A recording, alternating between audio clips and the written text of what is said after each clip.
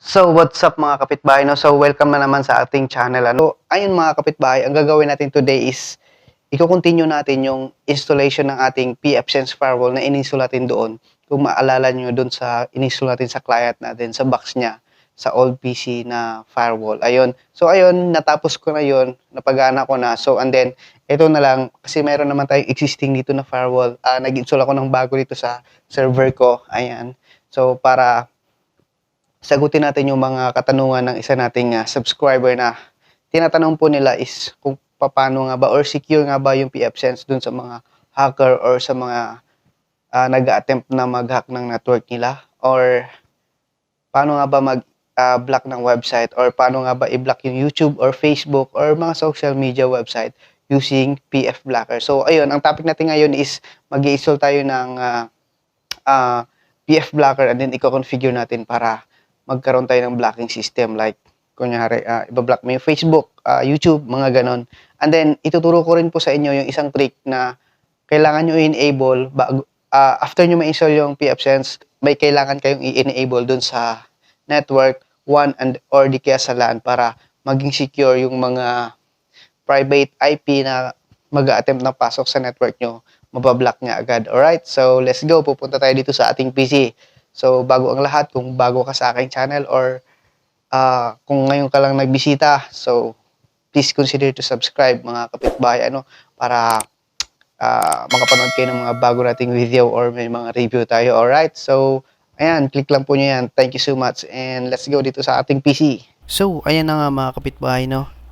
So, ayun mga kapitbahay, nandito na tayo sa ating desktop, ano. So, first of all mga kapitbahay, kung inyong mapapansin, ang napakaganda ng interface ng ating free BSD firewall na pfSense, ano. So, sobrang free ito mga kapitbahay. So, downloadable sa kahit saan. So, kung mayroon ka lang old PC or kahit hindi ganun high-end na PC, tatakbo to. Ayan. So, ang kagandahan nito mga kapitbahay, etong mga to, eto, yung mga graph na to, napakadali lang yan. Add ka lang dito. Ayan, kung ano gusto mong i-monitor habang nagdi-display yan, yung dashboard, click ka lang dyan, add mo lang, ganyan. Tapos, ayan, makikita mo siya, nandito. So, as of now, mga kapitbahay, wala tayong naka-install na package, ano? So, close lang muna natin yan. Ayun. Right, mga kapitbahay, bago po ang lahat mga kapitbahay, sasagutin muna natin yung isang tanong ng ating isang subscriber, ano. Mayroon na kasi siyang existing na pfSense firewall, ano. So, ang tinatanong po niya is paano nga ba magiging lalong secure yung ating pfSense firewall para walang mag-attempt na mga hack doon sa loob ng network natin, ano. So, usually naman po mga kapitbahay, 'di ba, kapag merong mag-attempt or merong mag-hack ng iyong network, automatic galing public yon, tapos papasok doon sa one network mo, 'di ba? Or unless na lang kung ang nang-hack mismo is yung empleyado mo, 'di ba? So ayun, so ito mga kapitbahay, isang trick to para maging secure yung iyong network galing sa labas din, no? Iisang trick to mga kapitbahay, pero hindi to pangkalahatan, no? Pero ito, nakakatulong to. So ang gagawin mo lang, pupunta ka lang dito sa one network mo. Ayun. So wala ka nang babaguhin diyan mga kapitbahay, unless na lang kung yung iyong internet is merong static IP. So dito lang naman, static IP, configure mo lang siya. Ayun. Pero ito kasi for testing lang, so naka DHCP lang muna tayo. So ang gagawin mo mga kapitbahay, scroll down ka lang. So eto, make sure mo to mga kapitbahay na i-reserve mo yung network to. Automatic dapat naka-check to para lahat ng mga private public IP na mag-attempt, automatic ibablock niya. Ayun. Pero mayroon kasi talaga minsan mga kapitbahay, ano, nakakalusot pa rin minsan yung mga malulupit na mga hacker, like kunyari galing siya sa mga software or sa website na mga ina-access mo, or sa mga software na in-installed mo, doon siya manggagaling. So automatic mga kapitbahay, pag may na-detect kang ganun, pupunta ka lang sa firewall logs. Ayun, makikita mo naman kasi, ayan, firewall logs, makikita mo naman kasi yung mga nag-a-attempt. Ayun, makikita mo yung mga nag-a-attempt kung sino yung mga yon. Ayun, makikita mo naman siya dyan. Tapos punta ka lang dito, search. Ayan, makikita mo naman dyan advanced filter. Yan, select ka lang dyan. Yun, pag nakita mo yung mga public IP na yun, automatic, dito mo lang sa gagawin. Punta ka lang sa rules, tapos i-block mo lang, add ka lang, automatic block. Ayan. Tapos, syempre, manggagaling sa 1, papuntang IPv4. So, ang siselect mo rito, TCP/UDP para lahat. Ayun. Tapos, yung source, syempre, lagay mo single host. Ayun. Tapos, yung public IP na yon. And then, destination, syempre, lahat sa any, lahat ng network mo. Ayun. Tapos, other or ganon, any din, ganon mo. Ayun, any, para sa lahat ng mga network or mga machines na nakakabit dun sa network mo, automatic ibablock niya yun. Alright? So, ganun lang po yung isang trick natin. So, hindi tayo gaanong magpo-focus dyan kasi nga, ang topic natin today is how to install PF blocker tapos paano mag-configure para magkaroon tayo ng blocking system para ma-block natin yung ating YouTube, Facebook, or mga social media or yung mga website na hindi kailangan dun sa loob ng network natin or yung mga website na hindi dapat i-access ng ating mga empleyado or pwede rin sa bahay, no? Kung gusto mo i-limit yung mga anak mo or yung mga pamilya mo kung ano lang dapat ang na-access ng mga website. Alright? So, as of now, mga kapitbahay, kung inyo napapansin, wala tayong restriction.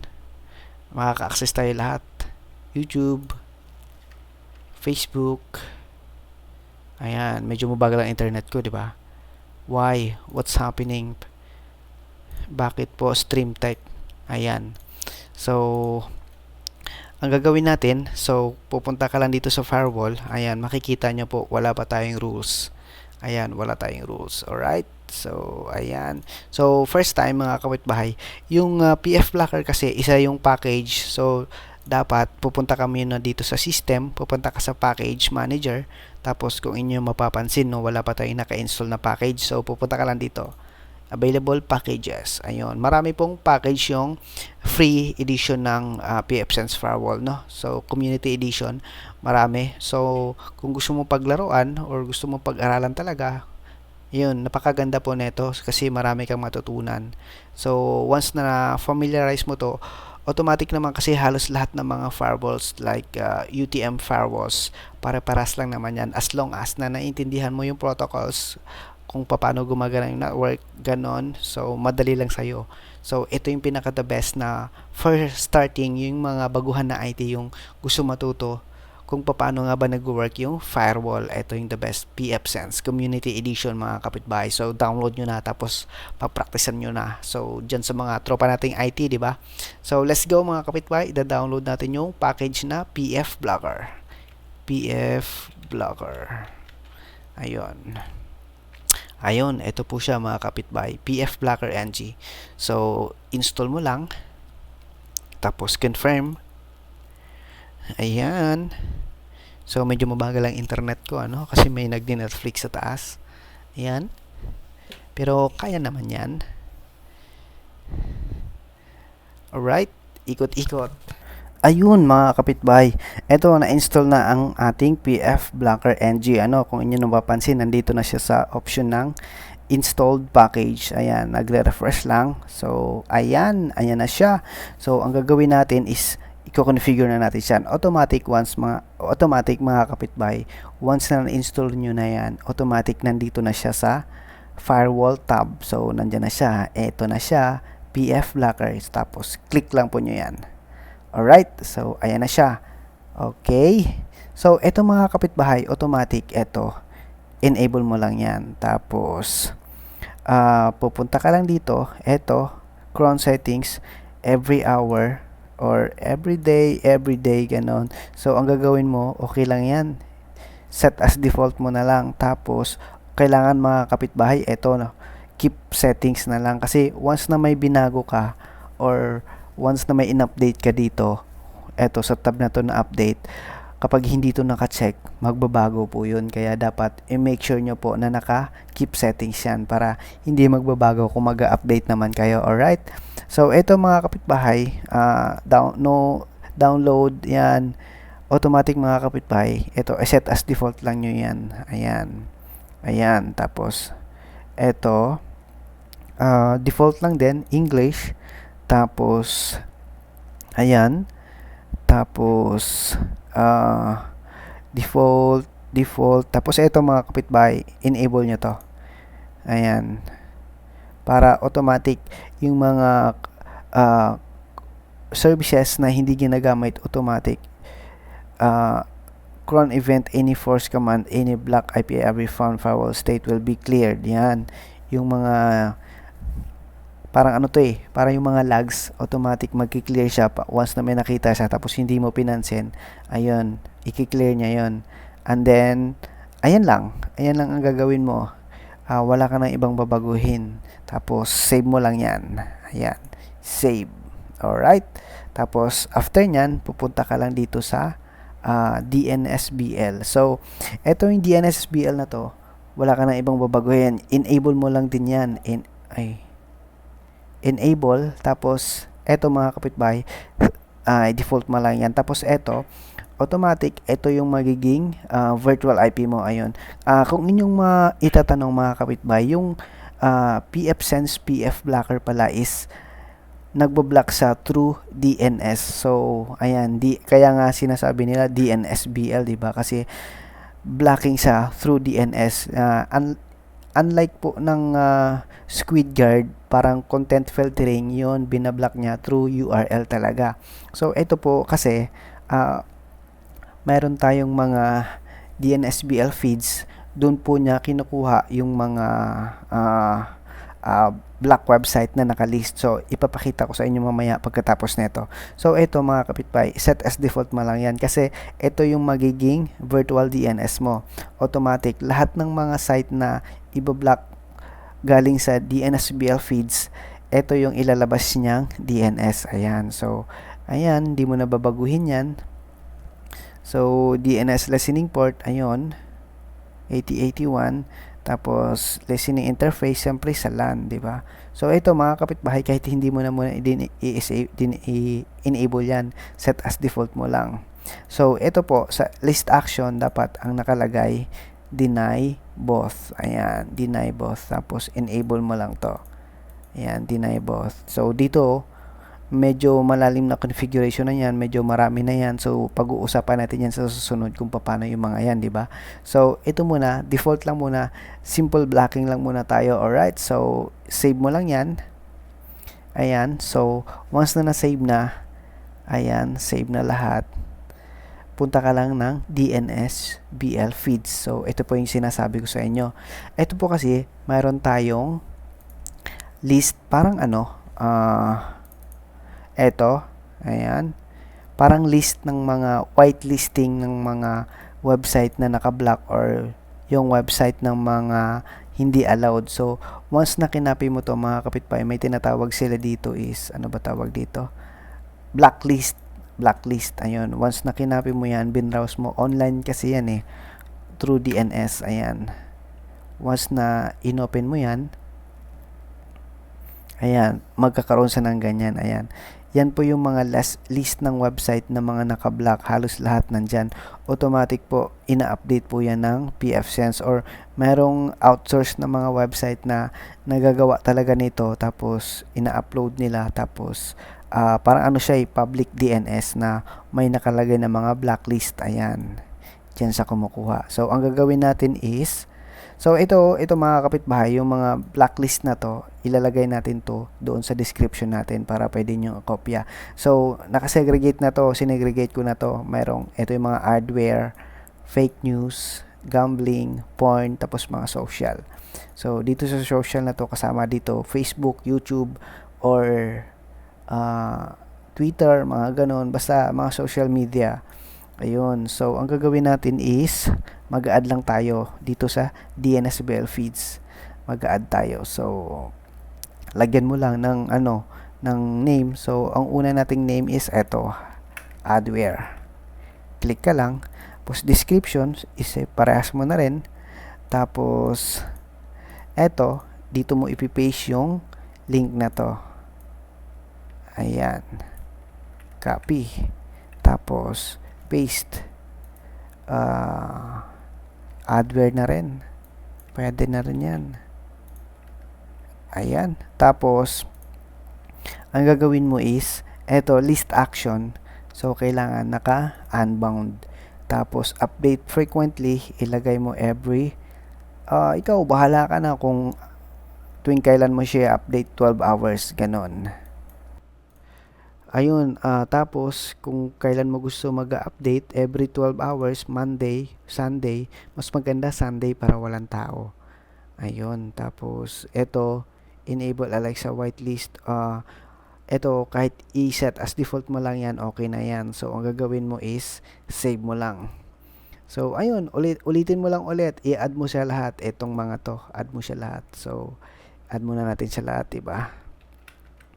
Yun. Add. Yun. Bawal lang may ano. Tapos, save mo siya lahat. Tapos, okay. Tapos, pupunta ka lang dito sa update. Tapos, i-run mo lang. Update para ma-update lahat. Downloading update para lahat ng mga bagong blacklist na inad ng pfSense or ng may-ari ng public DNS blacklist, ma-update siya. 'Di ba? Ayan, nag-update siya. Downloading update daw. So, ibig sabihin, itong mga list na to, marami nang nabago. So, dina-download po niya automatic. Alright. Porn, gambling, fake news. Ayan, updated na social.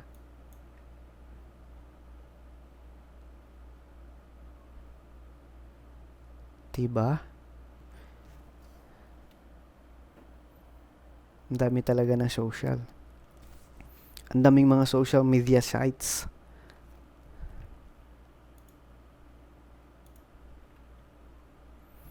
Ayan. So, sinasabi niya update process ended. So, updated na lahat. So, ayan, na-install mo na yung iyong DNS BL. Ayan. So, working na siya. So, pag pumunta ka sa dashboard, mga kapitbahay, makikita mo na siya dito sa, ayan. So, ayan o. Nakikita mo na. Ayan. Package. Ayan. Wala pa siyang nabablock kasi wala ka pang ina-access na site. So, wala pa siyang packets count. So, ito yung mga count. Ito yung kung gaano kadami yung mga list doon. Ayan.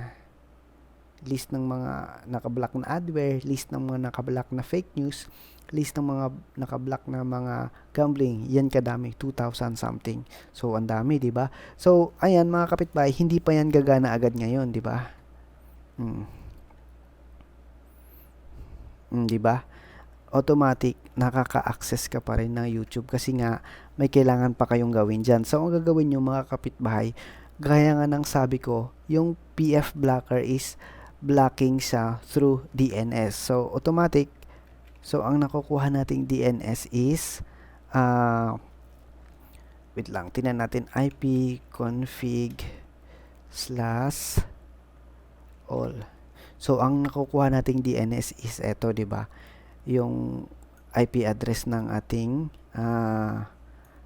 firewall. So, kung inyo napapansin kanina mga kawitbahay, nung sineset up natin yung PF blocker na to, pag pumunta kayo dito DNSBL, so, mayroon siyang sinasabing DNSBL virtual IP, di ba? So, dapat mga kawitbahay, ang mangyayari, dyan siya dadaan para gumana yung ating blocking system using PF blocker NG, alright? So, ang gagawin natin is pupunta ka lang sa LAN configuration tapos mag-add tayo ng rules. So, ito yun.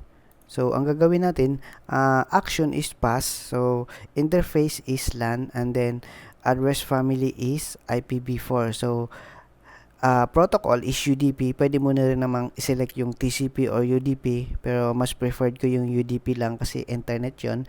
So, ang gagawin natin is source. So, ang source niya is any. So, ibig sabihin nun, lahat ng mga network or devices na connected dito sa LAN na to, any. So, ang gagawin niya is sasabihan niya na dito lang dumaan, dapat bawal na dumaan sa iba, parang ganun. Tapos, ang destination natin is LANnet. Tapos, ang pinaka-default na port natin is default 53 na DNS listening port natin. Alright, so ayan, tapos bigyan mo lang ng description, ayun, tapos save. So explain natin ulit, ano? So, ang ibig sabihin po nito is, sinasabi niya na lahat ng mga nakakonect doon sa LAN port na yon, ay sa LAN network na yon, automatic ang gagamitin lang niya dapat na DNS is yung listening 53 lang default, para hindi na siya pwedeng lumabas sa ibang daanan. Alright, para hindi na siya malito. Ayun, parang ganon. Okay, save mo lang. Tapos, in case kunyari sa office nyo may techie kayo, no, or may mga techie kayong mga office mate, so kayang kunyari nakalimutan mo i-admin yung isang computer, pwede niyang palitan yung DNS niya, di ba? Kasi nga blocking tayo through DNS, pwede niyang palitan to. Eto, pwede niyang palitan to ng 8.8.8. So, automatic, kapag pinalitan na niyang 8.8 na yun, so, automatic, bypass na yung PF blocker mo. So, ang gagawin mo lang po, mga kapitbahay, is mag-create ka ng rule na katulad nito.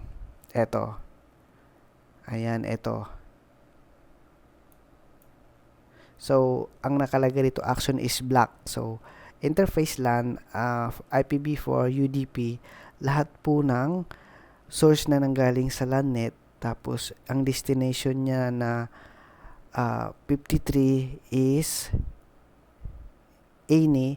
So, ang nilagay destination port lang dapat is tag nito, DNS 53 port lang dapat yung default na DNS na ginagamit ng ating pfSense firewall. So, ang sinasabi niya, lahat ng magbo-bypass na maglalagay ng ibang DNS, automatic, ibablock niya. So, kapag kunyari, naka-configure na to, pag pinalitan ng isang empleyado mo yung DNS niya ng 888 or 88.4.4, automatic, mawawalan siya ng internet kasi automatic, ibablock na ito yun. So, sabi niya, uy, hindi ka allowed, so, ibablock kita, wala kang internet. Alright? Tagal ah. Ayan, running na siya mga kapitbahay. So, kung inyo mapapansin, yung ating PF Blocker NG is walang error, di ba? So, titingnan natin. So, pag pumunta ka rito sa dashboard, automatic, tingnan nyo po mga kapitbahay, adware. Lahat ng site na ilalagin mo, lahat ng may mga adware or yung mga nagpa-pop up na commercial, automatic, yan o, binablock niya agad. May 72 packets na siya agad na na-detect. So, ang gagawin natin is, try natin mag-YouTube. Bah, lumalabas pa rin. So, tingnan natin, Facebook. Ayun. So, kung inyo mapapansin, no, mga kapitbahay, naka-block na yung Facebook. Ayan. So, kunyari, Google. Tapos, porn. So, ayan. So, naka-block na rin siya. So, solve na yung ating problema, ano? So, YouTube na lang, YouTube. So, usually kasi YouTube, hindi agad nagre-refresh. So, mag-i-incognito tayo, no? For example, tumatagos pa rin. Tumatagos pa rin yung YouTube, So, ano kaya? So, ayun mga kapitbahay, no, kung inyong mapapansin, no, so, mahirap talaga i-block yung YouTube nyo kahit saan. Parang Google siya, mahirap siya i-block. So, ito, kung mapapansin nyo, ping natin yung Facebook. Facebook.com. Ayan, no, tama na siya. Dito na siya napupunta, Pero yung YouTube, hindi siya pumapasok pa rin, no? Hindi siya nabablock. So, ang gagawin natin mga kapitbahay, kapag na-encounter nyo yung ganitong problem sa pag-setup ng pfSense is, ima-manual block natin siya automatic. So, pupunta tayo dito, sa alias, pupunta muna tayo, create muna tayo, no? So, katulad nito, ito na siya. Click mo lang add, tapos, lagyan mo lang ng name, block YouTube, tapos, description, block YouTube using HTTPS yun. Kaya mahirap kasi i-block yung YouTube kasi nga ang dami niyang port na HTTPS port na pinupuntahan kung saan yung nahaharang, automatic parang nagda-dynamic create siya. So, ang gagawin natin, ima-manual, block natin siya. So, ito na siya. Punta ka lang dito sa aliases, tapos add ka lang. Which is, ito na yon, pangalanan mo lang, block YouTube. So, actually, marami akong mga nilagay. Ayan, dyan yung mga hindi nabablock. So, ibablock natin siya, no? So, ito, host lang. Tapos, ilalagay mo mismo yung IP or FQDN. So, ito yun. youtube.com. Tapos, ayan. Alright. Netflix, ganun, add. Tapos, save mo lang. Yun. Tapos, pag na-save mo na yan, automatic, punta ka sa rules. Tapos, pupunta ka sa LAN rules. Tapos, mag-create ka lang ulit doon ng block YouTube na rules, which is ito yan. Yun. So, ito yan. Edit mo lang yan. Or create ka lang ng new. Tapos, reject. Tapos, siyempre, sa LAN. And then, IPv4, any. Ayun. Tapos, yung source natin is any. Tapos, destination natin is sa network natin. So, which is ang kinrate mo, di ba? Ito yon, FBU. Yan yung kinrate mo na alias kanina. And then, lagyan mo lang siya ng description. Ayan. Tapos, save. And then, automatic, pag nag-refresh ka, YouTube, naka-block na yon. Tapos, once na pining mo yung YouTube, like, kunyari, youtube.com. Ayan, tingnan mo. Automatic, doon na siya napupunta, diba? So, meron pa siyang isang paraan. Punta ka rin dito sa PF Blocker NG. Makikita mo rin dito. Tapos, pupunta ka rito sa DNSBL. Kasi may makakita ka rito. Ayan. So, punta ka rito. Pwede mo rin siyang i-add dyan. Pero, kailangan i-enable mo siya muna. Ayun. So, let's go. Na-block na natin yung YouTube. Ayan. Your connection is not private na. Ayan. Alright. So, ayun mga kapitbahay. So, sana natutunan nyo. Marami kayong natutunan sa ating video na to. So, don't forget to click that subscribe and like and comment para masaya ang lahat. Alright? So, thank you so much for watching and bye for now mga kapitbahay. Alright? So, see you soon again sa susunod nating video. Okay? Thank you, thank you, thank you. Bye!